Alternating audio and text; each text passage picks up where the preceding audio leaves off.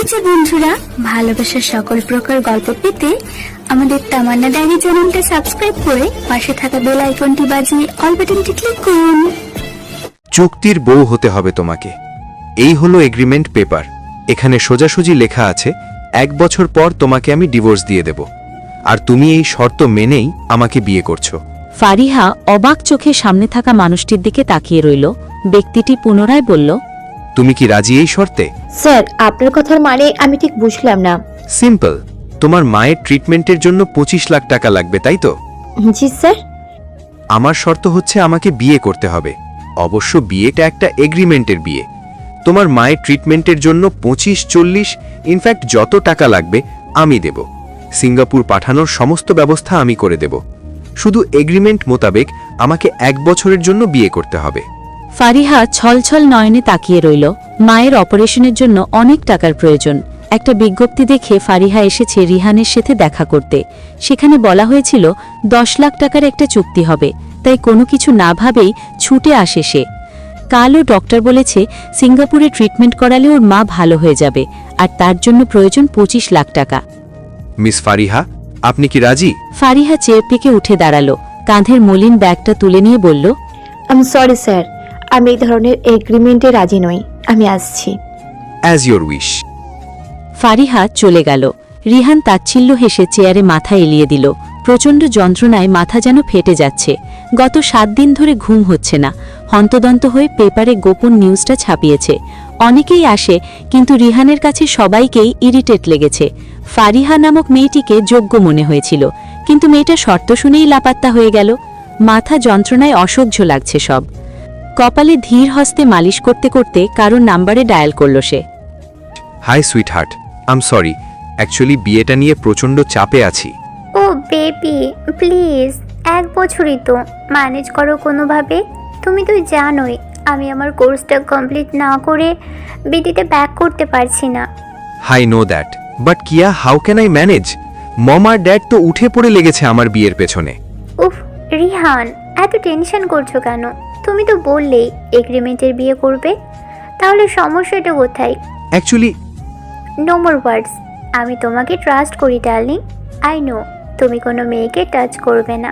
Thanks sweet heart. ওকে, এখন রাখছি, কেমন? ওকে ডার্লিং।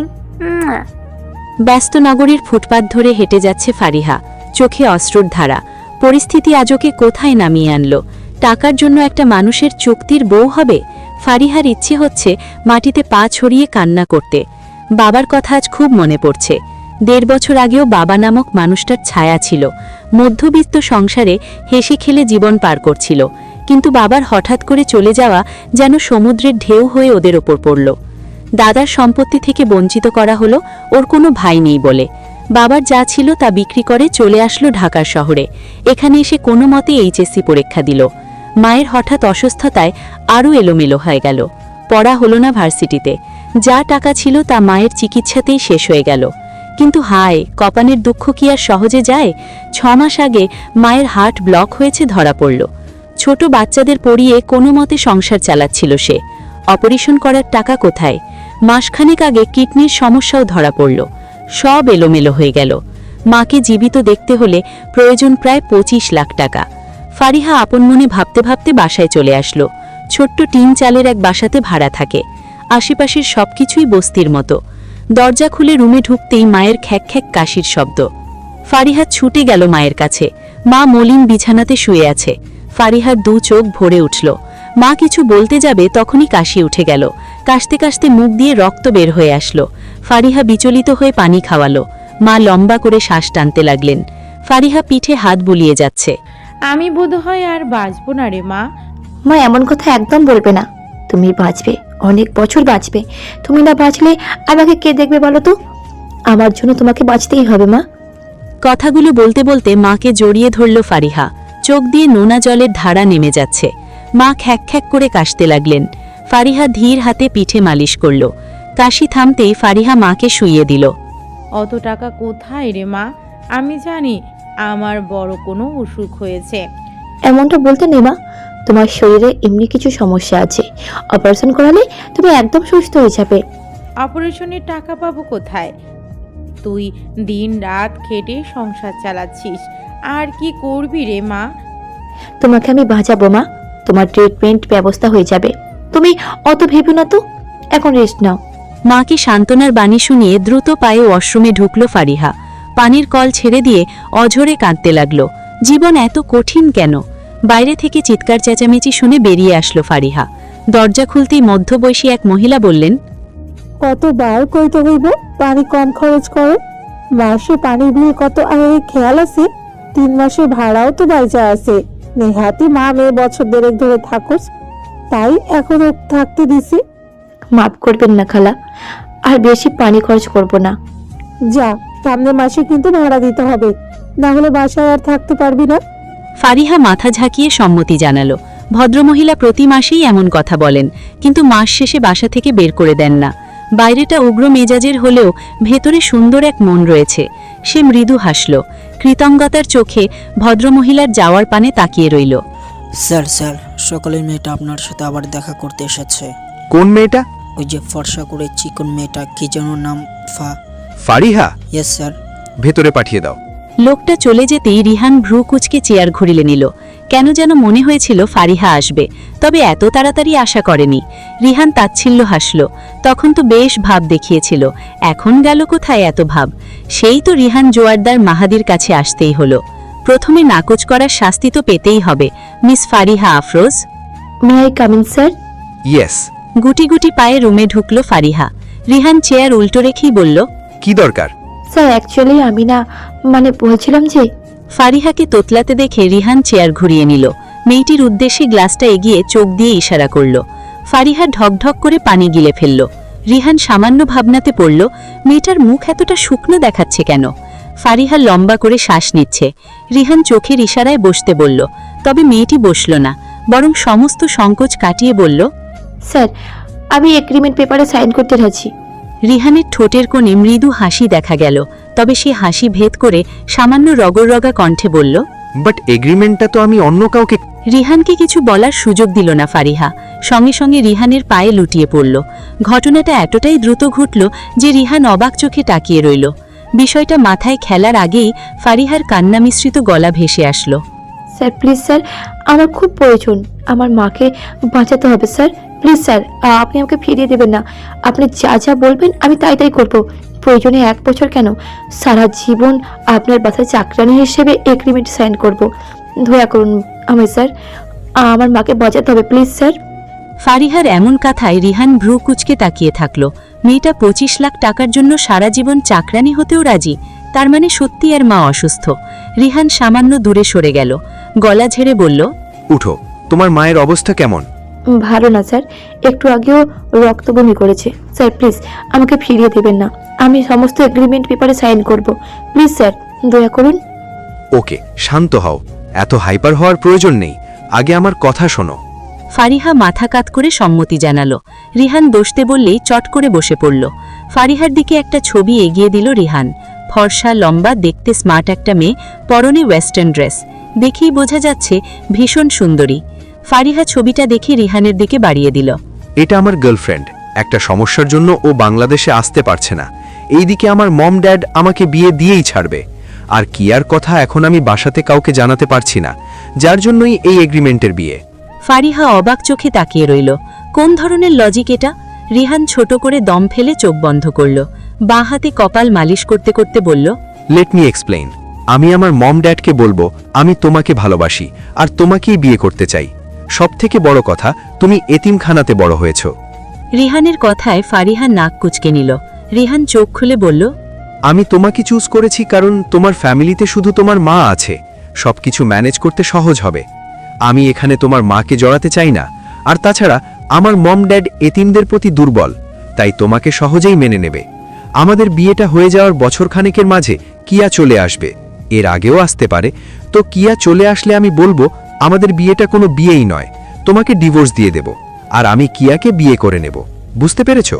জি স্যার, বুঝতে পেরেছি, বাট স্যার আপনি তো আপনার ফ্যামিলির পছন্দেও তো বিয়ে করতে পারেন। স্টুপিড, তাহলে আমি কিয়াকে কি করে বিয়ে করব? আমার মম ড্যাড যার সাথে বিয়ে দেবে তার সাথে তো কোনো এগ্রিমেন্ট হবে না, হবে কি? তখন আমি কি করব? তার জন্যই তো এত প্ল্যান। তুমি রাজি কিনা সেটা বলো। ফারিহা ফোঁস করে দম ফেলল। জীবনকে পুতুল খেলার মতো সাজাবে সে, বর ঘর সবই হবে, কিন্তু দিন শেষে যার কোনো মূল্যই নেই, এছাড়া কোনো উপায় নেই। মাকে বাঁচাতে হলে এটা মেনে নিতেই হবে। রিহান হাত দিয়ে তুড়ি বাজাতেই চমকে তাকালো ফারিহা। মাথা ঝাঁকিয়ে নিজের জীবনের সবথেকে বড় সিদ্ধান্তটা নিল। আমি রাজি। রিহানের ঠোঁটের কোণে হাসি দেখা গেল। 7 দিনের চিন্তার অবসান হলো আজ। তৃপ্তি সহকারে ঘুমাবে। মাঝে 1 বছর বাকি, তারপর কিয়ার আর ওর মাঝে কোনো দূরত্ব থাকবে না। স্যার এখন রাত 8টা বাজে, এই সময়ে আমি কি করে বের হব? একটু বোঝার চেষ্টা করুন স্যার, আমি না হয় কাল ভোরবেলা চলে আসবো। নো মোর এক্সকিউজ ফারিহা, ফাঁকিবাজি আমার একদমই পছন্দ নয়। কিন্তু স্যার। স্টপ। আর একটা কথাও নয়। তোমার সাথে আমার কি এগ্রিমেন্ট হয়েছে ভুলে গেলে? ওকে, তুমি যদি চাও তাহলে আমি এগ্রিমেন্টটা ক্যান্সেল করে দিচ্ছি। না না স্যার, প্লিজ প্লিজ স্যার, এমনটা করবেন না। আমি এক্ষুনি আসছি। ওকে, আমি লোকেশনটা মেসেজ করে দিচ্ছি, দ্রুত আসবে। জি স্যার। ফোনটা ছুঁড়ে ফেলে দিল ফারিহা। এই অসময়ে রিহান কেন ডাকছে তাকে? তবে রিহান কি কোনো বাজে মতলব করল? ফারিহা আর ভাবতে চাইল না, কারণ রিহান তাকে পেপারে সাইন করা মাত্রই 1 লাখ টাকা ক্যাশ দিয়েছে। এখন তাকে সন্দেহ করা মানে প্রতিশ্রুতির খেলাফ। ফারিহা কাঁধে ব্যাগটা নিয়ে মায়ের রুমে গেল। মাকে একটু আগেই খাইয়ে দিয়েছে, এখন বোধহয় ঘুমিয়ে পড়েছে। ফারিহা আর জাগালো না। আল্লাহর নাম নিয়ে রিহানের দেওয়া লোকেশনে চলে আসলো। একটা বড় 5 স্টার রেস্টুরেন্ট, আলোতে চোখ ঝাঁঝিয়ে যাচ্ছে। ফারিহা হাত দিয়ে চোখটা বার কয়েক ডলে নিল। আশেপাশে তাকিয়ে ঢোক গিলল, কারণ সবাই বেশ দামি কাপড় পরে আছে, আর ওর পরনে কম দামি মলিন একটা 3 পিস। ফোনটা বের করে রিহানকে কল করল সে। স্যার আমি তো পৌঁছে গেছি, এখন কি করব? একটু এগিয়ে লেফট গিয়ে সোজা এগিয়ে যাও, 106 নাম্বার টেবিলে চলে আসবে। জি স্যার। ফোন রেখে ফারিহা দ্রুত আগাতে লাগলো। গুটি কয়েক মানুষ ওর দিকে তীক্ষ্ণ দৃষ্টিতে তাকিয়ে আছে। ওড়নার কোণ খামচে হাঁটতে লাগলো সে। কিছু দূর যেতেই একজন ওয়েটার আটকে দিল। কোথায় যাচ্ছেন? জি, 106 নম্বর টেবিল। ওয়েটার ফারিহাকে ভালো করে পরখ করে নিল। সন্দিহান চোখে তাকিয়ে বলল, আপনাকে দেখে তো মনে হচ্ছে না রেস্টুরেন্টে খেতে এসেছেন। মতলব কি? হ্যাঁ। অপমানে গা জ্বলে উঠল ফারিহার। তার ভ্রুযুগল কুঁচকে গিয়েছে, তবে কিছু বলতে পারল না সে। একটা তপ্ত নিঃশ্বাস ফেলল কেবল। ওয়েটার আবার একই প্রশ্ন করল। ফারিহা ফাঁকা ঢোক গিলে তুতলিয়ে বলল, না মানে একজনের সাথে দেখা করতে এসেছি। ওয়েটারের মুখ বলে দিচ্ছে সে ফারিহাকে বিশ্বাস করছে না। ফারিহা পাশ কাটিয়ে আগাতেই ওয়েটার সামনে এসে দাঁড়ালো। বুঝেছিস, নিশ্চয়ই কোনো ধান্দা আছে। কাউন্টারে আসুন, তারপর ঠিক হবে ভিতরে যেতে পারবেন কিনা। দেখুন আমার লেট হচ্ছে, আমাকে এখনই যেতে হবে।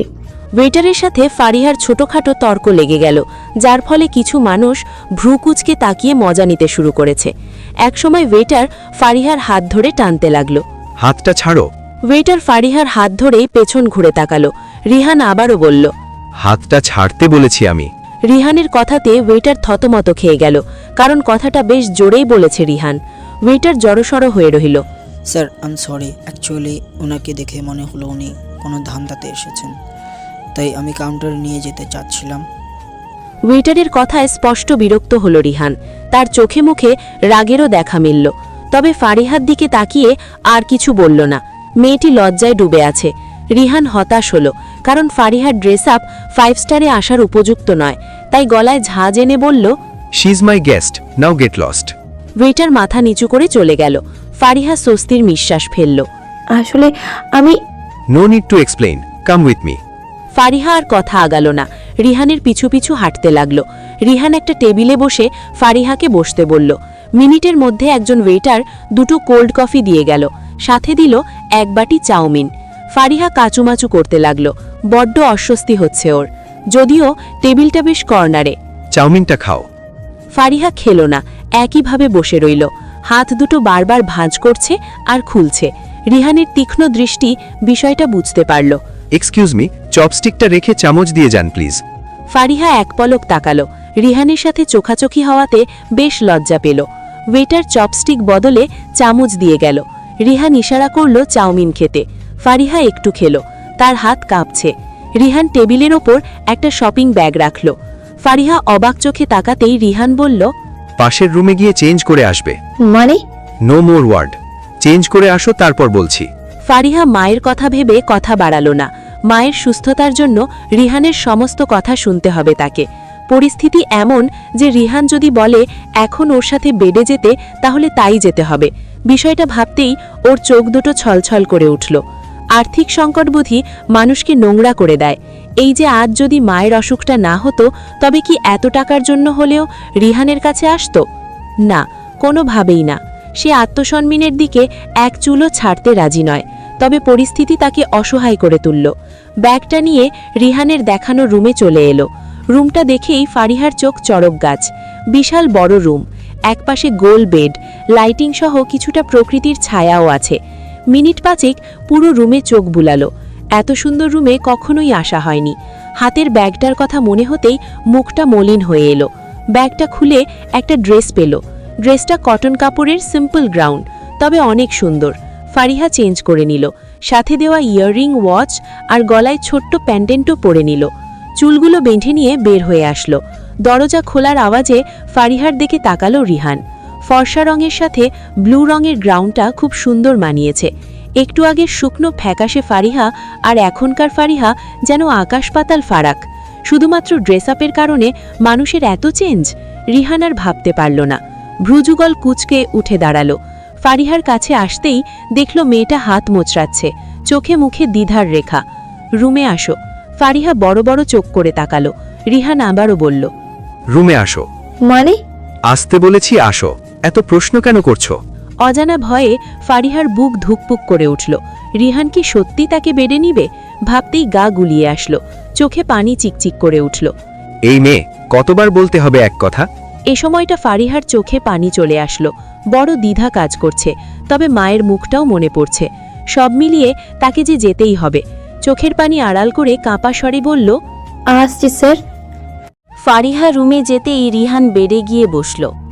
মেয়েটা নিজের মনকে শক্ত করার চেষ্টা চালাচ্ছে, কিন্তু কিছুতেই কিছু হচ্ছে না। সে মানুক আর না মানুক, এখন রীতিমতো রিহানের গোলাম সে। রিহান যা বলবে তাই করতে হবে। রিহান ভ্রু কুচকে ফারিহাকে দেখতে লাগল। মেয়েটা কেমন যেন, একটা কথা 10 বার করে বলতে হয়। হাজার চেষ্টা করেও নিজেকে দমাতে পারছে না ফারিহা। এক হাতে জামা খামচে ধরল। একটু পর হয়তো পৃথিবীর সবথেকে নিকৃষ্টতম আচরণে সায় দিতে হবে। ভাগ্য বড় বিচিত্র রঙা। রিহান ধীর পায়ে এগিয়ে আসলো। ফারিহা জড়সড় হয়েই দাঁড়িয়ে রইল।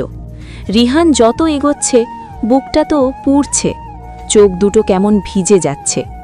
রিহান ফারিহার কাছে এসে গলা থেকে এক টানে ওড়নাটা নিয়ে গেল। ফারিহা নিজেকে আড়াল করতে চেয়েও করল না, শুধু চোখ বুজে ঠোঁট কামড়ে রইল। গায়ে কোনো স্পর্শ না পেয়ে অবাক হল। কয়েক সেকেন্ড পর চোখ খুলে দেখল রিহান ওড়নাটা সুন্দর করে ভাঁজ করছে। চোখে মুখে বিরক্তি। পুরো বিষয়টা ফারিহার মাথার উপর দিয়ে গেল। রিহান ভাঁজ করা ওড়নাটা ফারিহার কাঁধের একদিকে দিয়ে দিল, সাথে চুলগুলোও খুলে ফেলল। 3 ভাগের 1 ভাগ চুল এনে অন্য পাশে দিয়ে দিল। মেয়েটা এখনও অবাক চোখে রিহানকে দেখছে। ও কি ভেবেছিল আর কি হলো?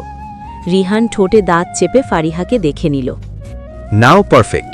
স্যার, আমি তো কিছুই বুঝতে পারছি না। আমাদের ছবি তুলতে হবে, লাইক বয়ফ্রেন্ড গার্লফ্রেন্ড।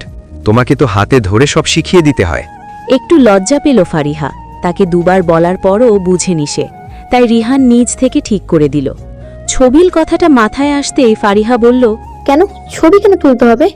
ফারিহার প্রশ্নে বিরক্ত হল রিহান, তবু নিজেকে ঠান্ডা রেখে বলল, আমার মম ড্যাডকে দেখাবো, আর তার আগে ছবির ডেটগুলো চেঞ্জ করতে হবে। আমার মম ড্যাড জানে যে তোমার সাথে 1 বছর ধরে আমার রিলেশন। ও, কিন্তু আমার সাথে তো। স্টপ, অনেক কথা বলো তুমি। মনে রাখবে, বেশি কথা বলা আমার একদমই পছন্দ নয়। তোমাকে পরে সব বুঝিয়ে দেব, এখন আসো আমার সাথে। ফারিহা মাথা ঝাঁকালো। নিঃশব্দে রিহানের পিছু চলছে এখন। সাথে আল্লাহর কাছে শুকরিয়া আদায় করল যে ভয়টা ছিল সেটা কেটে গিয়েছে। স্বস্তির নিঃশ্বাসটা যেন বুকের পাথরটা নামিয়ে দিল। ফারিহার পাশাপাশি বসে দাঁড়িয়ে বিভিন্নভাবে ছবি তুলল রিহান। এই ছবির ডেটগুলো চেঞ্জ করতে হবে, অনেক অনেক কাজ। তার মাম ড্যাড অত্যন্ত চঞ্চল ব্যক্তি, ধরা না খেলেই হয়। প্রায় আধ ঘন্টা পর ছবি তোলা শেষ হলো। ফারিহা যেন হাঁপ ছেড়ে বাঁচল। রিহানের কাছাকাছি অবস্থান করতে এতটা অস্বস্তি হচ্ছিল তার। রিহান ছবিগুলো দেখতে দেখতে বলল, ওকে, আজকের জন্য ডান, তুমি এখন আসতে পারো। ফারিহা মলিন হেসে মাথা ঝাঁকালো। কাঁধে ব্যাগ নিয়ে কিছু দূর যেতেই পুনরায় রিহান ডেকে উঠল। এই শোনো, জি স্যার। তোমরা বাসা এখান থেকে কত দূর? 10 কিলোমিটার প্রায়। রিহান ঘড়িতে টাইম দেখল, 10:30 বাজে অলরেডি। এত রাতে মেয়েটার একা যাওয়াটা আর রিস্কের হবে, তাই বলল, আমি তোমাকে ড্রপ করে দিচ্ছি। আমি একাই যেতে পারবো। হুশ, কাম উইথ মি। তাছাড়া তোমার বাসা চেনার প্রয়োজন আছে, যদি পালিয়ে যাও। কথা শেষেই হাসল রিহান। পুরোটাই মজার ছলে বলেছে সে।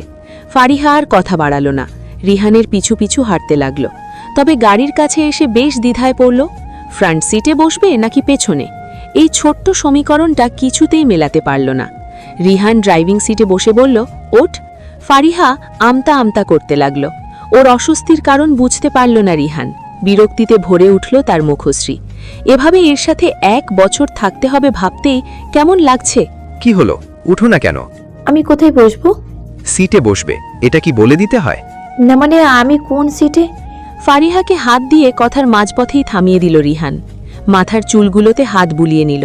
ফ্রন্ট ক্যামেরায় নিজেকে দেখতে দেখতে বলল, ফ্রন্ট সিটে আসো।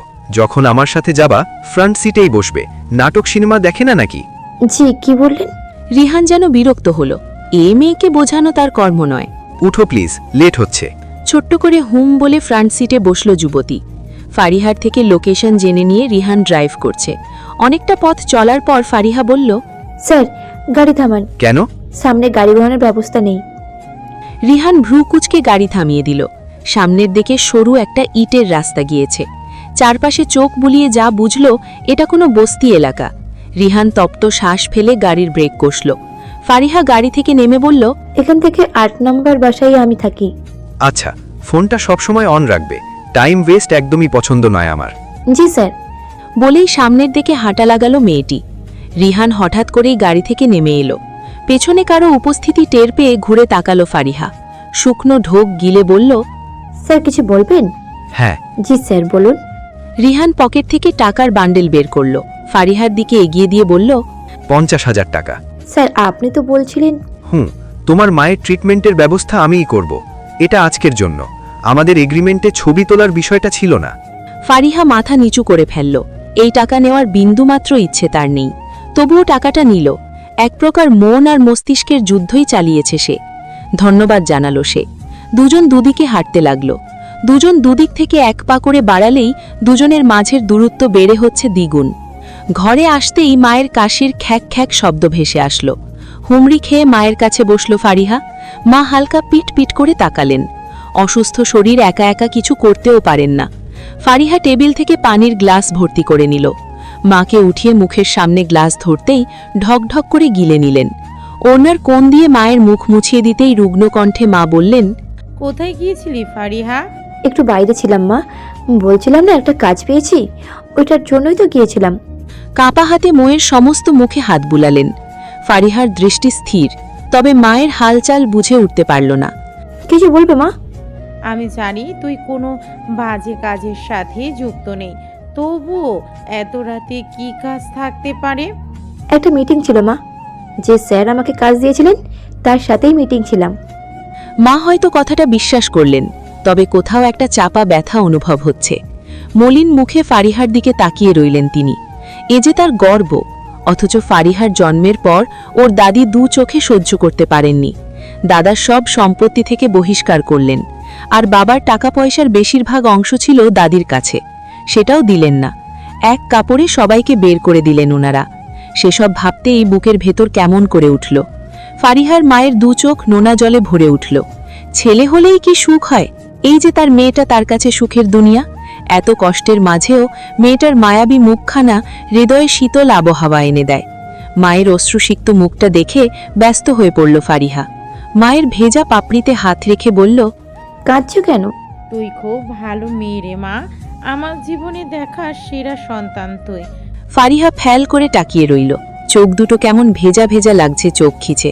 পানি আটকালো সে। মুখে হাসি ফুটিয়ে বলল, মাঝখানেকের মধ্যেই আমি তোমাকে সিঙ্গাপুর পাঠাবো মা। তুমি একদম সুস্থ হয়ে যাবে, এত চিন্তা করো না তো। সিঙ্গাপুর? এত টাকা পাবি কোথায়? স্যার তোমার সমস্ত চিকিৎসার খরচ দেবেন। এই যে আজ 50,000 টাকা দিয়েছেন। টাকাগুলো মায়ের হাতে দিয়ে ফ্রেশ হতে চলে গেল ফারিহা। মা অবাক চোখে তাকিয়ে রইল। এত টাকা কেন দেবে কেউ? কি এমন কাজ করে ফারিহা? প্লিজ কিয়া, তুমি তাড়াতাড়ি আসার ট্রাই করো। আমার এই বিয়ে খেলা একদমই ভালো লাগছে না। তুমি বললে আমি তোমার ডিপার্টমেন্টের সাথে কথা বলতে পারি, যা লস হবে সব আমি দেব। তবুও উফ রিহান, প্লিজ থামবে। দেখো বেবি, আমি ওনাদের কথা দিয়েছি, তুমি তো জানো আমি কথার খেলাপ করি না। একটা বছরই তো, প্লিজ ম্যানেজ করে নাও। শুধু পড়াশুনো হলে আমি চলে আসতাম। এখানকার বিজনেসটা আমার জন্য গুরুত্বপূর্ণ রিহান। কিন্তু কিয়া, কোনো কথা নয়। বাংলাদেশের রাত 1টা বাজে, প্লিজ যান, শুয়ে পড়ো, অসুস্থ হয়ে যাবে তো। রাখছি কেমন? রিহান ফোনটা ছুঁড়ে ফেলে দিল। আর যাই হোক, ওদের সম্পর্কের কথাটা বাসায় জানালেই তো হয়। কিন্তু কিয়া বারবার বারণ করছে। ডিভানি জোরে লাথি মেরে রুম থেকে বেরোলো সে। এতটা অসহ্য লাগছে তার। ইরফান জোয়ারদার ড্রয়িং রুমে বসেছিলেন। ছেলেকে করিডোর দিয়ে পায়চারি করতে দেখে উঠে দাঁড়ালেন। একবার ভাবলেন উপরে যাবেন, কিন্তু কি ভেবে যেন গেলেন না। গলা উঁচিয়ে রিহানকে ডেকে নিলেন। বাবার সামনে এসে রিহান চুপ করে রইল। বাবাকে ভয় না পেলেও ভীষণ সমীহ করে চলে। আর তার জন্যই এত সব নাটক করতে হচ্ছে। কারণ বাবা যদি কাউকে কথা দিয়ে ফেলেন, তখন রিহান তো বিয়ে করতে পারবে না, আর তার বাবার সম্মানটাও ধুলোয় মিশে যাবে। এত রাতে করিডোরে কি করেছিলে? ঘুমাওনি কেন? ড্যাড, ঘুম আসছিল না। তুমি এত রাতে এখানে যে, কোনো সমস্যা? সমস্যা নেই, তবে ভাবছিলাম। কি এমন ভাবনা যে এত রাতে ভাবতে হবে? ইরফান জোয়ারদার ফোঁস করে শ্বাস ফেললেন। লুকিয়ে রাখা দীর্ঘশ্বাসটা বেরিয়ে এলো। রিহান উত্তর শোনার জন্য অপেক্ষা করছে। ছেলে 27 বছর পেরিয়ে 28 পা দিয়েছে, এখনো বিয়ে করলো না। প্রায় 4টা বছর হলো পড়াশোনা কমপ্লিট করেছিস, চিন্তা হওয়ার কথা নয়? বিরক্তিতে রিহানের মুখশ্রী বিবর্ণ হয়ে গেল। এক কথা 1000 বার বলেছেন ভদ্রলোক। প্রথমত, রিহানের বিয়ের বয়স পেরিয়ে যায়নি, আর দ্বিতীয়ত তার পড়াশোনা বেশ এগিয়েছে, যার জন্য অল্প বয়সেই গ্র্যাজুয়েশন কমপ্লিট হয়ে গেছে। তাছাড়া রিহান তো এখনও অন্য বিষয়ে বিদেশে পড়াশোনা করে যাচ্ছে। ইরফান জোয়ারদার গলা ঝেড়ে কঠোরতা এনে বললেন, বাবা হলে বুঝতে, আমি সব সময় চাইতাম তোমার গ্র্যাজুয়েশন কমপ্লিট হলেই বিয়ে দিব। তুমি তা মানলে না, বললে নিজের বিজনেস দাঁড় করাতে চাও। তাও করলে, তারপর আবার অন্য এক কোর্স নিলে, সেটাও শেষ হয়েছে। এখন আবার আরেক কোর্স নিলে। তুমি কি চাও বলো তো? পড়াশোনার সাথে বিয়ে না করার কি যোগ রেহান? রিহান ফ্যাল ফ্যাল করে তাকিয়ে রইল। কিয়ার সাথে কানাডায় পরিচয়। লাস্ট ইয়ার ছিল ও, আর কিয়া ফার্স্ট ইয়ার।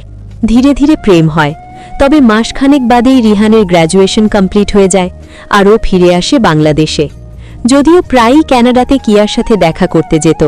4.5 বছরের প্রেমে 4 বছর ধরেই বিয়ের কথা বলছে রিহান। কিন্তু কিয়া পড়াশোনা কমপ্লিট না করে বাসায় বিয়ের কথা জানাতে পারবে না। নানা রকম অজুহাত দেখায়। রিহান দীর্ঘশ্বাস ফেলল। মাত্র 1 মাস একই দেশে ছিল তারা, আর 1 মাসের প্রেমেই কিয়ার প্রতি বেশ দুর্বল সে। তাই তো গত 4 বছর ধরে অপেক্ষা করে আছে। রিহান। বাবার কণ্ঠে চমকে গেল রিহান। আমতা আমতা করে বলল, বলো। মন মস্তিষ্ক কোথায় আছে? 2 বার ডাকার পরেও কোনো সাড়া শব্দ নেই। সরি ড্যাড, রাত 2টো বেজে গেছে। কি বলছিলে বলো, আমার ঘুম পাচ্ছে। বলেই হাই তুলল রিহান, পুরোটাই বাবাকে এড়িয়ে চলার জন্য।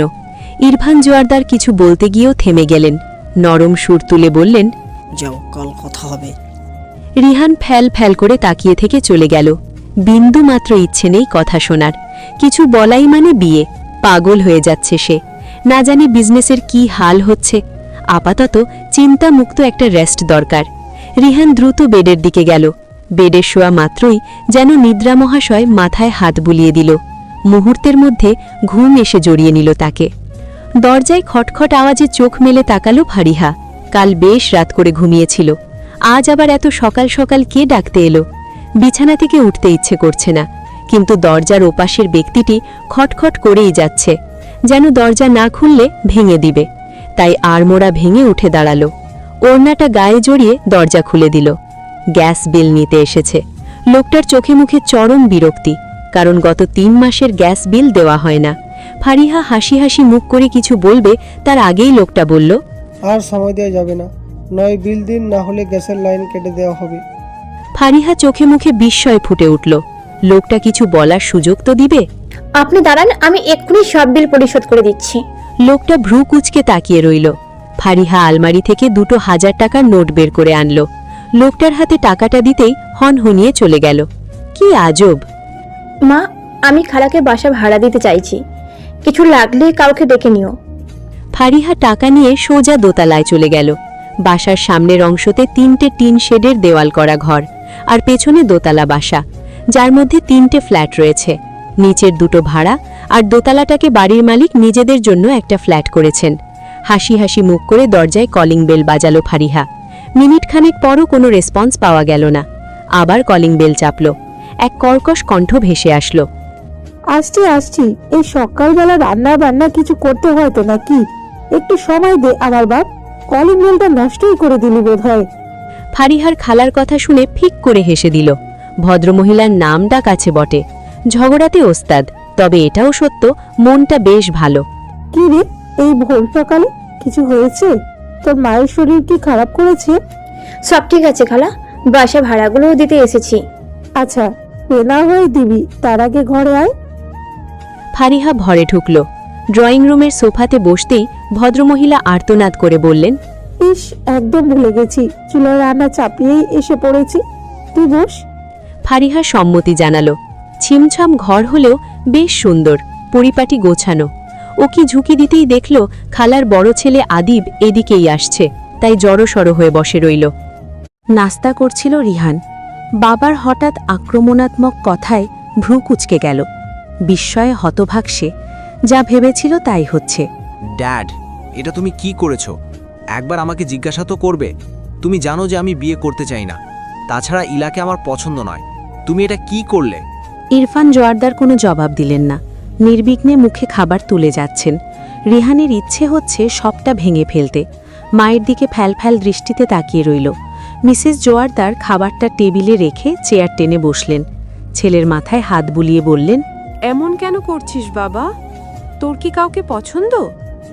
আচ্ছা, আমরা তো শুধু তোকে বিয়েই করতে বলছি, আর তো কিছু বলছি না। রুনা, তোমার ছেলেকে বলে দাও এই মাসের মধ্যে ওর সাথে ইলা বাগদান হয়ে যাবে, তারপর সুযোগ বুঝে বিয়ে। আমি কামরুলকে ফোন করে বলে দিচ্ছি। রিহান বুঝতে পারল পরিস্থিতি ঘোলাটে হতে চলেছে। হাত দুটো মুষ্টিবদ্ধ করে আবার ছেড়ে দিল। বুকে সাহস জুগিয়ে শ্বাস নিয়ে বলল, আমি একজনকে ভালোবাসি ড্যাড, আর আমি ওকেই বিয়ে করব। কিন্তু ও 1 বছর পর বিয়ে করতে চাচ্ছে। ইরফান সাহেব অবাক হলেন না। অতি ঠান্ডা মেজাজে বললেন, বিয়েটা তোমায় এই মাসেই করতে হবে। আমি তোমার পছন্দ মেনে নিয়েছি, এবার তুমি ডিসিশন নাও কাকে বেছে নেবে, ইলা নাকি তোমার ভালোবাসা। ইরফান জোয়ারদার উঠে চলে গেলেন। মিসেস জোয়ারদারও কথা বাড়ালেন না।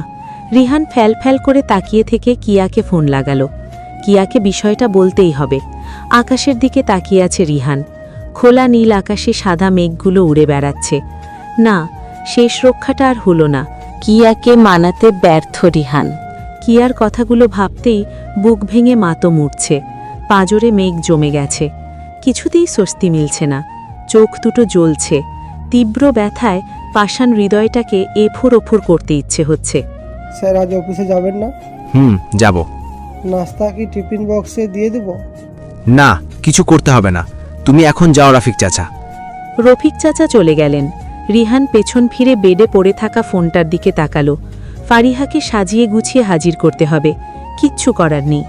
অগোছালো রাগী বদমেজাজি ছেলেটাও আজ ভীষণ অসহায়। চাইলেই সমস্তটা বলে দেওয়া যেত, কিন্তু এখন কিয়া কিছু জানাতেই যাচ্ছে না।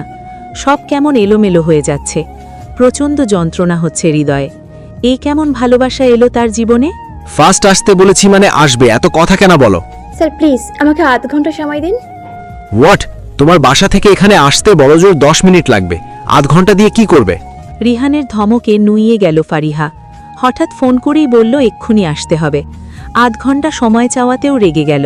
কোনো কথাই শুনছে না। কল রেখে দিয়েছে রিহান। ফারিহার বুকের মধ্যে ধিমধিম আওয়াজ হয়। কাঁধে ব্যাগ নিয়ে ডক্টরের চেম্বারে এলো সে। ডক্টর, আমার মায়ের অবস্থা কেমন? স্থিতিশীল বলা যেতেই পারে, তবে আপনি তো জানতেন আপনার মায়ের কন্ডিশন কেমন। প্লিজ ইমিডিয়েটলি ভালো ট্রিটমেন্ট করান, আদারওয়াইজ না হয় মাকে হারাতে হবে। ফারিহা কিছু বলতে পারল না। রিহান টাকা না দিলে কি করে ট্রিটমেন্ট করাবে সে? ঘড়ির দিকে তাকালো। অলরেডি 3 মিনিট লেট, হাতে সময় নেই। ছুটতে লাগালো মেয়েটি। মিনিট বারেক পরে রিহানের বলা রেস্টুরেন্টে পৌঁছালো সে। হাঁপাতে হাঁপাতে আশেপাশে চোখ বুলালো। কর্নারের টেবিলে রিহানকে দেখতে পেল। রিহানের সামনে যেতেই গুরুগম্ভীর কণ্ঠের স্বর ভেসে আসলো। পুরো 5 মিনিট লেট। এত সময় ধরে রাস্তায় বসে ক্যারাম খেলছিলে? ফারিহা নতমুখে দাঁড়িয়ে রইল। রিহান উত্তর না পেয়ে আরও রেগে গিয়ে বলল, তোমার কাছে টাইমের ভ্যালু নাই থাকতে পারে, বাট আমার আছে। Got it? ধমকের চোটে ফারিহার চোখে নোনা জল চলে এলো। সে কি ইচ্ছে করে লেট করে এসেছে? চোখ বন্ধ করে পানি আটকে কাঁপা স্বরে বলল, ইয়েস স্যার। দু হাতে মাথা চেপে ধরল রিহান। ছেলেটার মাথা ঠিক নেই। এত এত টেনশনে কি করে মাথা ঠিক থাকবে? মিনিট 5 কেটে গেল। রিহান চুপ।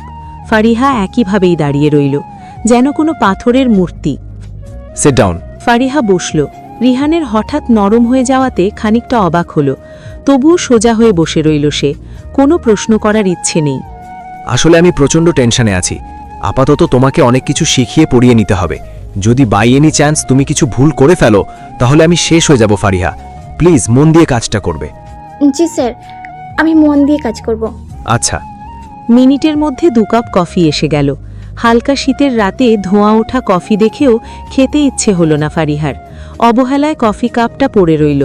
রিহান কফি কাপে চুমুক দিয়ে ফারিহাকে সমস্ত কিছু বুঝিয়ে বলল, ফার্স্ট অফ অল একটা কথা মনে রাখবে, আমার মম আর ড্যাড কোনোভাবেই যেন তোমার আমার সিক্রেট বিষয়টা আজ করতে না পারে। আমাদের সম্পর্কটা কি হবে সেটা তো তুমি জানো।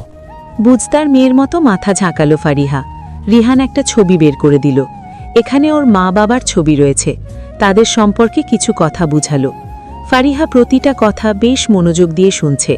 রিহানের কথার বাইরে একটা কথাও বলল না, বরং কথাগুলোকে ভালো মতো মাথায় সেট করে নিল। আমাদের সম্পর্কটা সবার সামনে স্বাভাবিক থাকবে। That's like a happy couple. আর আমার মম ড্যাড চাইবে ফাংশন করতে, বাট তুমি নাকচ করবে। তুমি বলবে তুমি চাও আপাতত ছোট একটা আয়োজনের মাধ্যমে বিয়েটা সম্পূর্ণ করতে, আর 1 বছর পর বড় করে গেট টুগেদার করতে। Got it? জি স্যার। ও হ্যাঁ, আমার মম ড্যাড জানবে তুমি এতিমখানায় বড় হয়েছো। আই মিন তোমার মম আর ড্যাড। ফারিহা রিহানকে থামিয়ে দিল। সে কথা শুনতে পারবে না, কারণ তার বাবা না থাকলেও তো মা জীবিত আছেন। রিহান নিজেও চুপ হয়ে গেল। মৃদু হাসি ফুটিয়ে বলল, নাও ওকে, তাহলে চলো যাওয়া যাক। ফারিহা উঠে দাঁড়ালো। রিহান কপাল কুঁচকে বলল, কফিটা খেলে না কেন? এটা তো একদম ঠান্ডা হয়ে গেছে। ওয়েট, আরেকটা অর্ডার করছি। স্যার, হুম? এখন আর কিছু লাগবে না। আপনার অনুমতি থাকলে আমি এখন ফিরে যেতে চাইছিলাম। ওকে, চলো। স্যার, আমি একাই। No more word, follow and come with me. Fariha ছোট্ট করে শ্বাস ফেলল।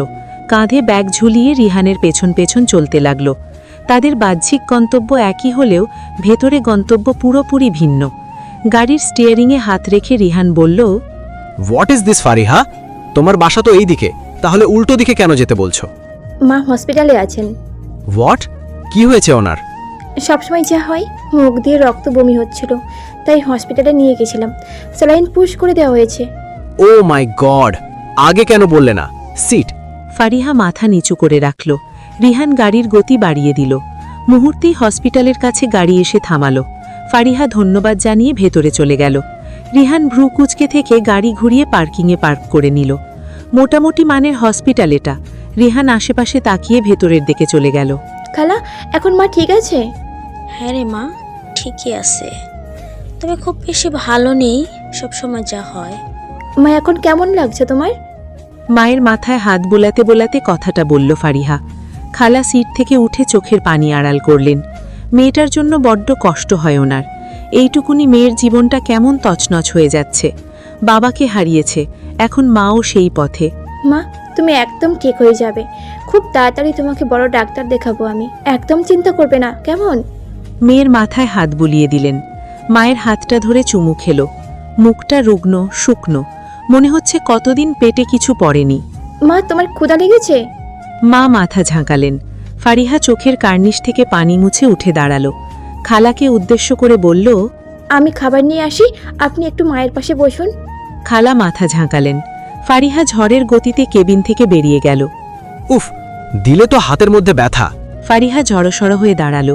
কেবিন থেকে বেরোতেই মোড় নিতেই রিহানের সাথে ধাক্কা লেগে গেল। চোখ কোথায় রাখো? হাতটা বোধহয় মুচকে গেছে। Very sorry. হয়েছে, ফর্মালিটিজের প্রয়োজন নেই। ফারিহা মাথা ঝাঁকালো। মাথায় হঠাৎ করেই এক প্রশ্ন আসলো, স্যার এখানে কি করছেন? স্যার আপনি এখানে? এসেছিলাম তোমার মমকে দেখতে। ও আচ্ছা স্যার, আপনি তাহলে ভেতরে গিয়ে বসুন, আমি একটু আসছি। না ঠিক আছে, আমিও তোমার সাথে যাচ্ছি, অন্য একদিন তোমার মমকে দেখব। ফারিহা মাথা ঝাঁকালো। রিহান ফারিহাকে নিয়ে একটা রেস্টুরেন্টে আসলো, প্রয়োজনীয় খাবার কিনে দিল। ফারিহা বারণ করেনি। বারণ কেন করবে, কিংবা কোন মুখে করবে? ছেলেটার থেকে টাকা তো নিতেই হচ্ছে, আর এই সামান্য খাবারে কি আসে যায়? হুট করেই ভীষণ খারাপ লাগছে ওর। প্রবল আত্মসম্মান নিয়ে বেঁচে থাকা মানুষটাও মাঝে মাঝে নিচু হয়ে যায়। ভাগ্য বড় বিচিত্র। লুক ফারিহা, আমি টাকা দিচ্ছি ভুলে যাওয়ার জন্য নয়। প্রায় ঘন্টাখানেক হয়ে গেল তুমি সামান্য ডায়লগটুকু মুখস্থ করতে পারছো না। ধমকে ধমকে আরও কিছু কথা শোনালো রিহান। প্রতিটা ধমকে কেঁপে উঠছে মেয়েটি। এভাবে সিনেমার অভিনয় হয়, বাস্তবতা নয়। উনি কি করে বলতে পারেন ওনার মম ড্যাডের বেশি কিছু প্রশ্ন করবে না? ফারিহা নিজেকে ধাতস্থ করে বোঝালো রিহান যা বলছে তাই করতে হবে। প্রচণ্ড বিরক্তি নিয়ে পরপর কয়েকবার লেখাগুলো পড়ে নিল, তারপর বলল, স্যার হয়ে গেছে। ভ্রু কুঁচকে তাকায় রিহান। এতক্ষণ যাবৎ কোনো মহাকাব্য মুখস্থ করেছে তা বোঝা হয়ে গেছে ওর। রাগ বেড়ে যাচ্ছে, এদিকে সময় নেই। মুখ দিয়ে চয়ের মতো উচ্চারণ করে বলল, লিসেন স্টুপিড গার্ল, বাসায় আমাকে স্যার বলে ডাকবে না। আপনি করে বলো, সমস্যা নেই, তবে ভুলেও স্যার বলা যাবে না। Okay sir. তো সরি, আর হবে না, অভ্যাস তাই ঘুরিয়ে ফেলি। রিহান কথা বাড়ায় না, দ্রুত গতিতে গাড়িতে উঠে বসে। ফারিহাকে নিয়ে বাতাসের গতিতে গাড়ি নিয়ে ছুটে যায় বাসার উদ্দেশ্যে। বিশাল এক বাংলোর সামনে এসে গাড়ি থেমে যায়। এক মুহূর্তের জন্য থমকে যায় মেয়েটি, পরপর কয়েকটা ঢোক গিলে। তারপরই ভয়ার্ত কণ্ঠে বলে, আমাকে কোথাও নিয়ে এসেছেন? হোয়াট? কোথায় নিয়ে এসেছি মানে? আমাদের তো আপনার বাসায় যাওয়ার কথা। এটাই তো আমার বাসা। দুই ঠোঁটের মাঝে ফাঁক সৃষ্টি করে ফারিহা। এটা রিহানের বাসা যেন বিশ্বাস হচ্ছে না।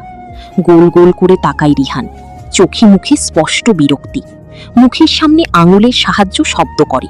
থতমত খেয়ে যায় মেয়েটা, নিজেকে ঠিকঠাক করে বলে, জি sir. What the stupid girl, কতবার বলবো স্যার বলবে না? তুমি তো দেখছি পুরো ডুবিয়ে মারবে আমায়। সরি। রিহানের মেজাজ গরম হয়ে ওঠে, কিছু বলতে ইচ্ছে হচ্ছে না। ব্লেজারটা সামান্য উঁচু করে কোমরে হাত গুজে দাঁড়ায়, একটু নিঃশ্বাস নিয়ে বলে, আমার সাথে আসো, অতিরিক্ত কিছু বলার দরকার নেই। রিহানের পিছু পিছু যেতে থাকে ফারিহা। ভেতর থেকে আড়ষ্টতা কাজ করছে, না জানি রিহানের পরিবার কেমন ধাঁচের হয়। তারপর প্রতিটা কথাই বলতে হবে মিথ্যে। ড্রয়িং রুমে ঢোকার সময় কাঁচের মাঝে মাথা ঠুকে যায় মেয়েটির। ওর কাণ্ডে প্রচণ্ড বিরক্ত হয় রিহান। সামনে তাকিয়ে নিজ বাবা মাকে উপস্থিত দেখেই সুর পাল্টে ফেলে।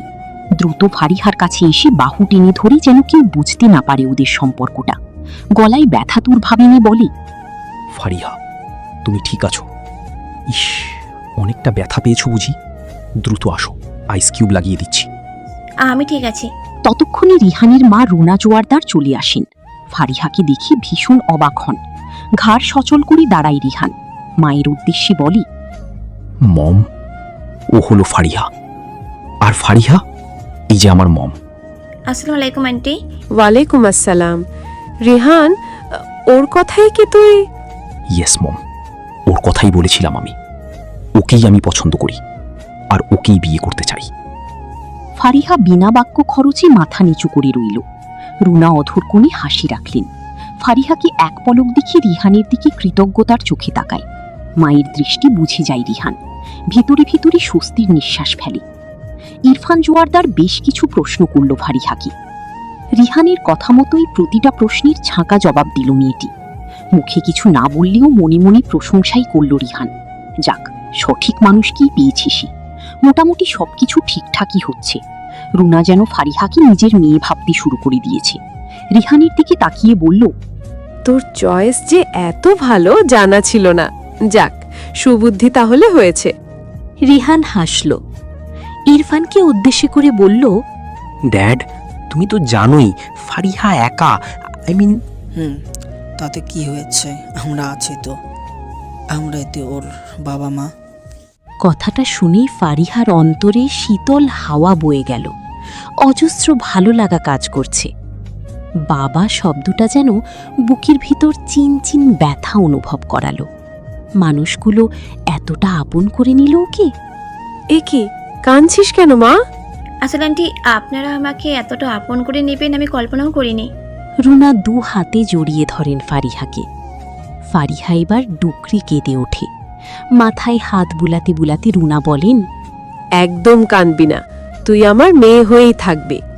ফারিহা উত্তর দেয় না। রিহান বারবার পলক ফেলছে। এই সিনটা তো তার করা প্ল্যানই ছিল না। বাহ, মেয়েটা তো আলোর গতিতে চলছে। রুনার জোড়াজড়িতে নাস্তা খেতেই হলো ফারিহাকে। নাস্তা খেয়েই বেরিয়ে পড়ল ফারিহা আর রিহান। হাতের মধ্য আঙুলিতে গাড়ির চাবি ঘোরাচ্ছে ছেলেটা। হালকা সুরে শীষও বাজাচ্ছে। বহুদিন পরই যেন শান্তি মিলেছে। অভিনয়টা পারফেক্ট ছিল। ইমোশনাল হয়ে যাওয়ার অভিনয়টা বেস্ট। গুড, মাঝে মাঝে এরকম কিছু অ্যাড করে দিবে। অভিনয়? ইয়া, তুমি যে কান্নার অভিনয় করছিলে একটুও বোঝা যায়নি। এক মুহূর্তের জন্য আমি নিজেই থতমত খেয়ে গিয়েছিলাম। বাই দ্য ওয়ে, আজ তোমার মমকে দেখতে যাব, আর খুব তাড়াতাড়ি সিঙ্গাপুর পাঠানোর ব্যবস্থা করছি। ধন্যবাদ স্যার। ও হ্যাঁ, ভার্সিটিতে অ্যাডমিশন নিতে হবে তোমায়। মম ড্যাড পড়াশোনার বিষয়ে অনেক হার্ড। ফারিহা কিছু বলল না। রিহানের পাশের সিটে উঠে বসল। হঠাৎ করে তার সামনে টাকার বান্ডিল বাড়িয়ে দিল রিহান। রিহানের দিকে না তাকিয়েই বলল, এটা কিসের জন্য? আজকে এত ভালো অভিনয় করার জন্য। ফারিহার বুকের ভিতর চিনচিন করে উঠল।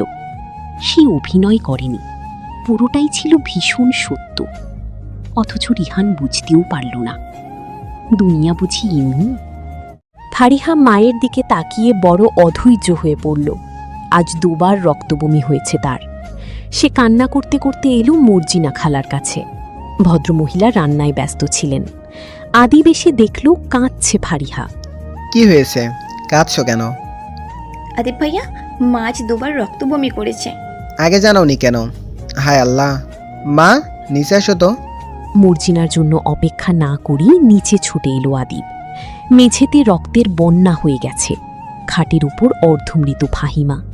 আদিব কাছে এসে ডাকল, খালা, খালা, কথা বলুন খালা। ভদ্রমহিলা কথা বলতে পারলেন না।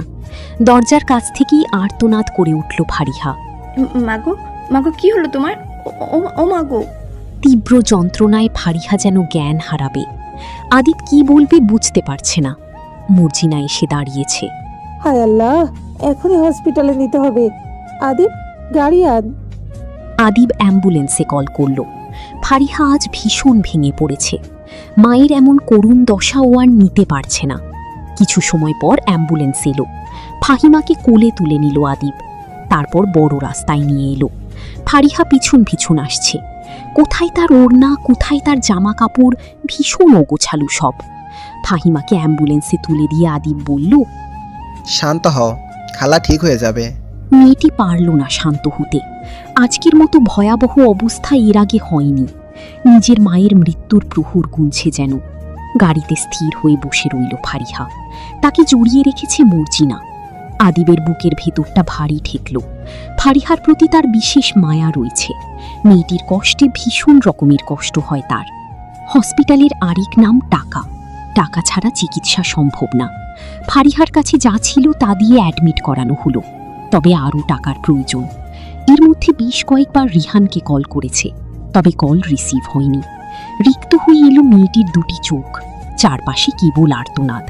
প্রায় ঘণ্টাখানিক চেষ্টার পর রিহান কল রিসিভ করল। What's your problem Fariha?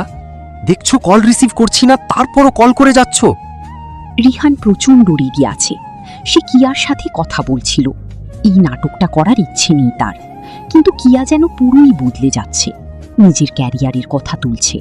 অথচ বিষয়টা যদি জানানো হতো তবে নিশ্চয়ই ওর পরিবার মেনে নিত। তবে কিয়া নারাজ।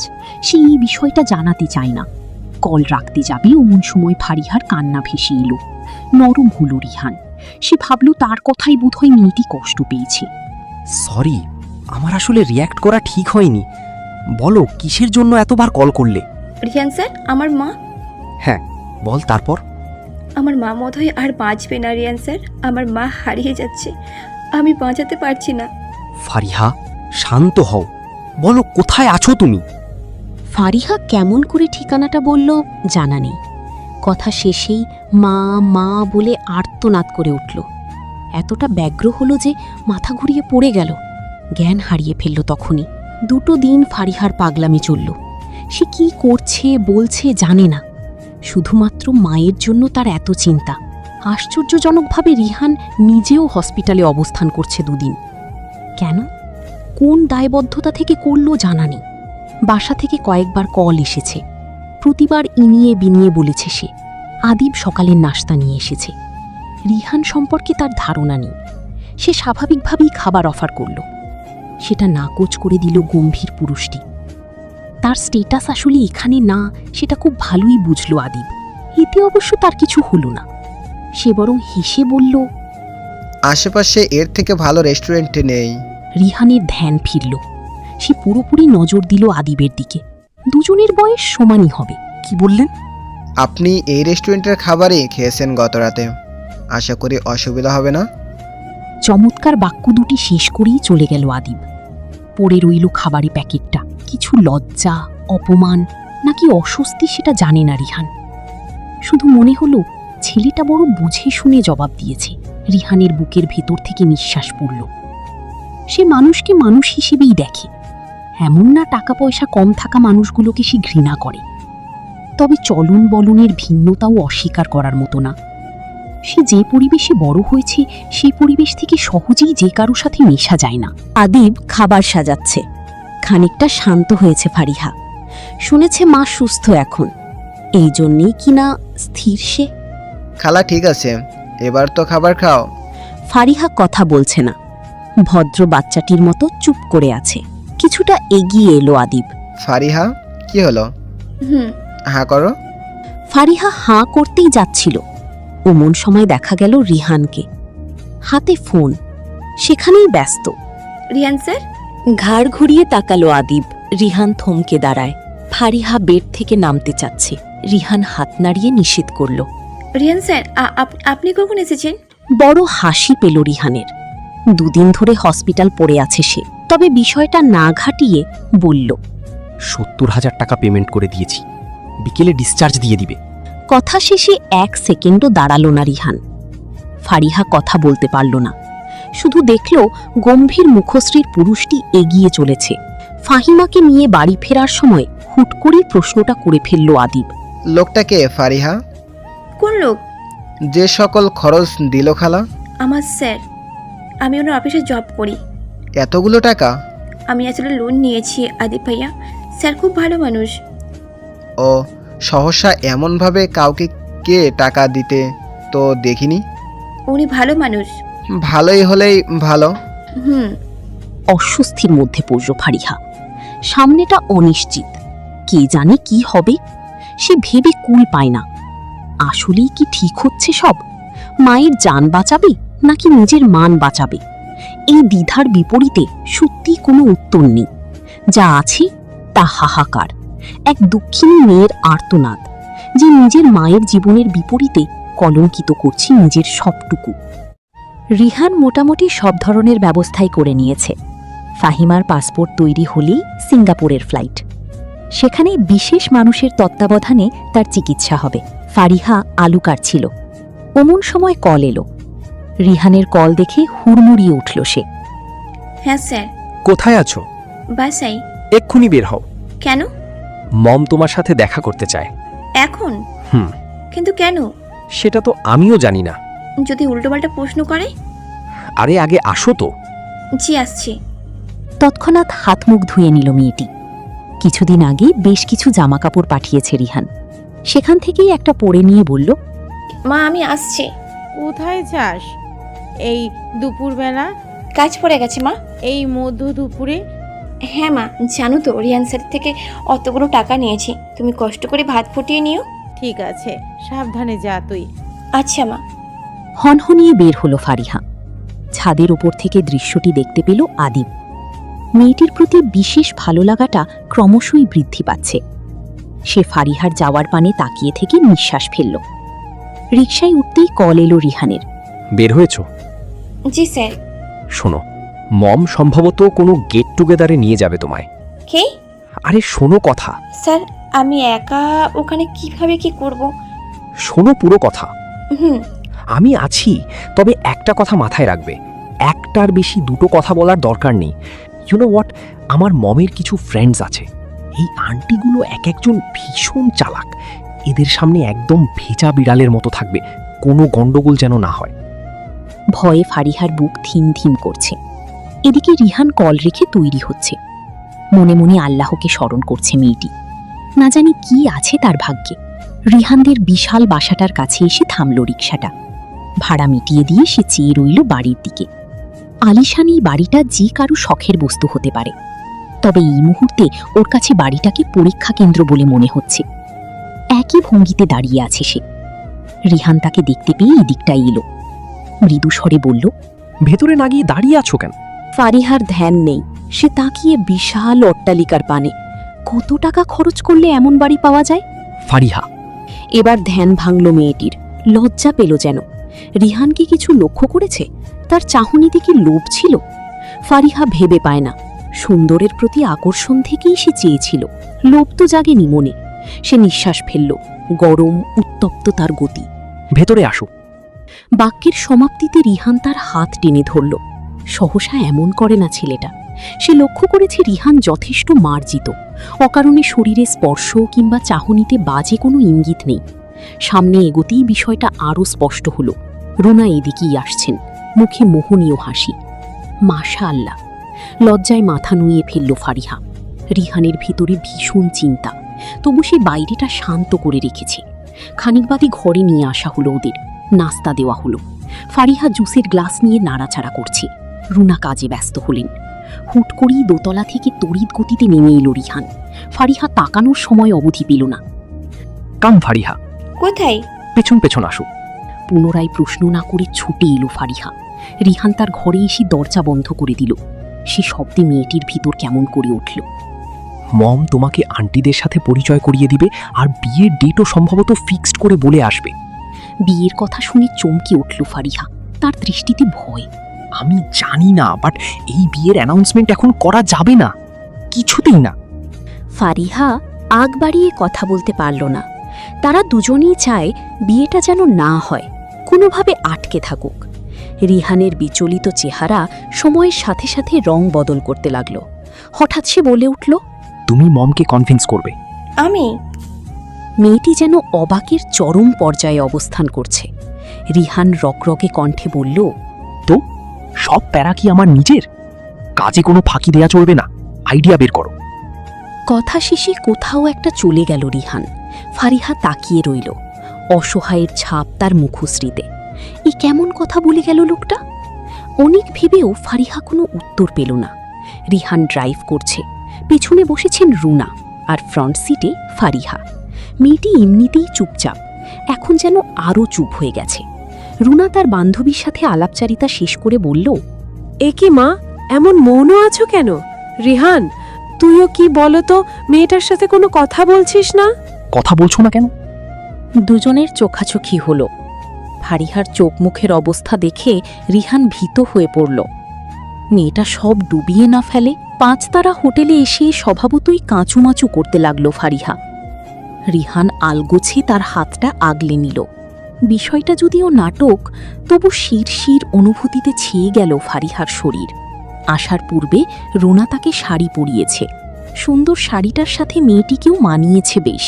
রিহান বুক ফুলিয়ে পথ চলছে, যেন খুব খুশি তার পাশের মেয়েটিকে পেয়ে। এরই মধ্যে রুনার বান্ধবীরা এসে গেল। একে একে সকলের সাথে কুশলাদি হলো। রিহান নিজের স্বভাবে ফিরে গিয়ে বলল, পুরো হোটেলের নজর কেড়ে নিয়েছে আমার সুন্দরী আন্টিরা। লুক, যুবকগুলো কেমন করে তাকিয়ে আছে।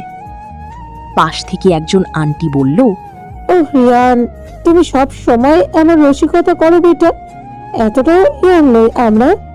আন্টিদের কবজা করার ধান্দা না, বাট হবে না মাই বয়।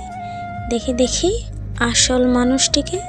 কথার শিশি ফারিহার দিকে এগিয়ে যেতে নিল ভদ্রমহিলা, কিন্তু রিহান আটকে দিল।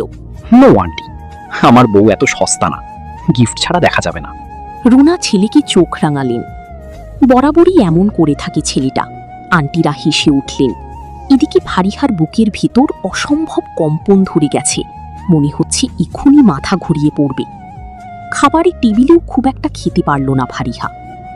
ছুরি কাঁটা চামচের ব্যবহার সে জানে না এমন না, তবু তার হাত কাঁপছে। রিহান সেটা লক্ষ্য করে নিজের প্লেট থেকে স্টেকের একটা অংশ ফারিহার দিকে এগিয়ে দিল। ফারিহার বিস্মিত দুটি নয়ন। চোখের ইশারায় খেতে বলল রিহান। ফারিহা ঘড়ির মধ্যেই খাবারটুকু গ্রহণ করল। তাদের এই রোম্যান্টিক মুহূর্তটুকু দেখে সকলে প্রশংসা করতে ভুলল না। ধ্যান ফিরতেই সবটা বুঝতে পারল ফারিহা। লজ্জায় নত হয়ে রইল সে। অথচ রিহান নির্বিকার। ছেলেটা মেয়েটার খুব নিকটে অবস্থান করছে। তাদের দুজনের দূরত্ব একেবারেই নেই। হুট করেই তাদের ভালোবাসা একে অপরের অধরে মিশে গেল। পুরো দৃশ্যটা চোখের সামনে ঘটে গেল। ফারিহা বিষয়টা দেখতে চায়নি, তবু চোখে পড়ে গিয়েছে। অন্যের গোপনীয়তা নষ্ট হওয়ায় নিজের কাছেই খারাপ লাগল। নীরবে নত মুখে বেরিয়ে পড়ল সে। খাবার খেতে খেতে 1 চামচ স্যুপ পড়ে গিয়েছিল শাড়িতে। সেটা পরিষ্কার করতেই ওয়াশরুমে এসেছিল। মাঝেই অনাকাঙ্ক্ষিত দৃশ্যটি নজরে এলো। রিহান বেশ অনেকক্ষণ ধরে বাইরে দাঁড়িয়ে। ফারিহাকে দেখতে পেয়ে সে বলল, মম তোমাকে কিছু বলেছে? কোন ব্যাপারে? বিয়ের ডেট নিয়ে? না। যদি বলে তো সোজা বলবে এখন না। আচ্ছা। সময়টা অতি দ্রুত পেরিয়ে গেল। রুনার বান্ধবীরা চলে যাবে। রিহান আর ফারিহাকে দেখে বলল, how cute they look together. এদিকে আসো রিহান, তোমার আন্টিরা চলে যাচ্ছে। রিহান এগিয়ে আসলো। আন্টিরা তাকে নানান ধরনের কথা বলছে। এরই মধ্যে একজন বলল, বিয়ে করছো কবে? বিয়ের কথা শুনে রিহান নিজেই ভড়কে গেল। রুনা কিছু বলতেই যাচ্ছিলেন, এমন সময় ফারিহা বলল, কিছু সময় নিতে চাইছি আমরা। রিহান তার জায়গায় প্রতিষ্ঠিত হলেও আমার কিছু গ্যাপ রয়েছে। আমি ভার্সিটির জন্য প্রিপারেশন নিচ্ছি। দম ফেলল রিহান। ওর কথায় সায় দিতে বলল, ইয়েস।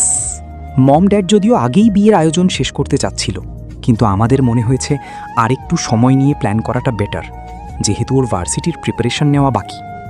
এর পরের কথাগুলো রিহানই বলল। ফারিহা শুধু লাইন ধরিয়ে দিয়েছে।